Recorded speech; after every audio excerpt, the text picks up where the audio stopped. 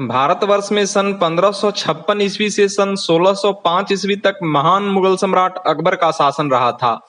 यह काल हिंदी भक्ति काव्य सृजन का स्वर्ण युग था। सगुन भक्ति धारा दो शाखाओं में विभक्त हो गई थी।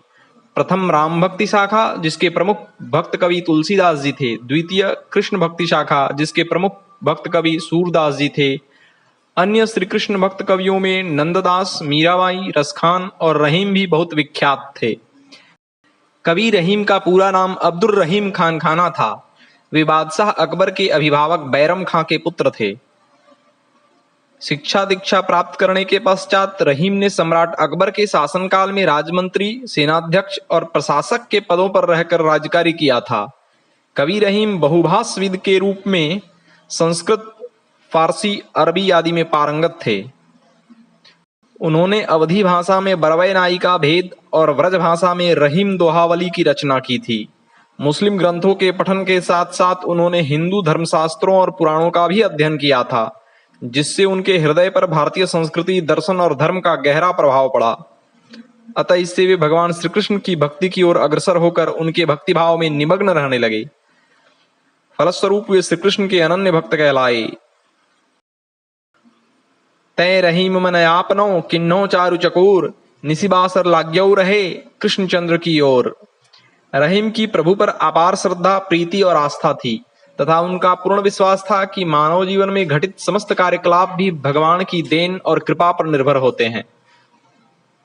भक्त कवि रहीम मानते थे कि दान की महिमा महान है। रहीम स्वयं महादानी थे। वे अनाथों, असहायों और आश्रितों के स्वामी थे। यही कारण है कि रहीम को उस युग का दानवीर कर्ण कहा गया था। जिस प्रकार दया धर्म का मूल है, उसी प्रकार दान भी भक्ति का एक स्वरूप है। इसलिए रहीम ने निज जीवन में परोपकार और दान दक्षिणा को विशेष महत्व दिया था।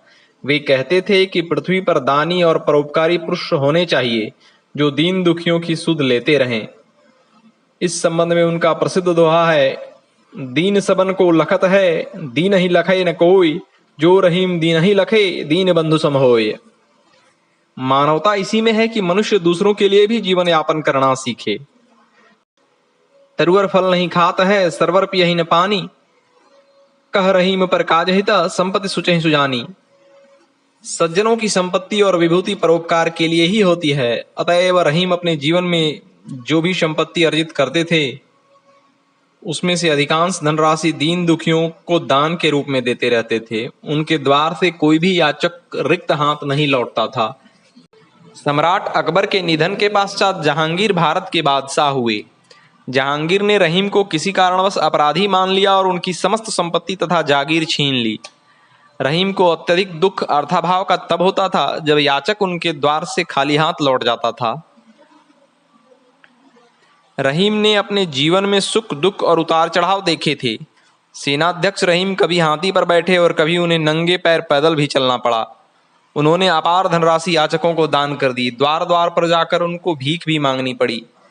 इस प्रकार रहीम को अपने जीवन में इस संसार का गहन अनुभव हो गया था तथा उनको जो भी अच्छी बुरी अनुभूति हुई, उसे दोहों के माध्यम से अभिव्यक्त किया।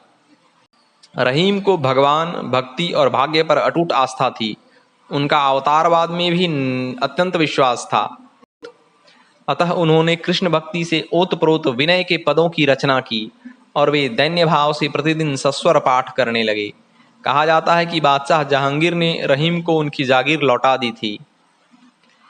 कवि रहीम को विपदावस्था के साथ साथ वृद्धावस्था का भी सामना करना पड़ा और वे चित्रकूट चले गए। यहाँ से संबंधित उनका एक प्रसिद्ध दोहा है, चित्रकूट में रमि रहे रहीमन अवध नरेश, जा पर विपदा परत है, सो आवत यही देश।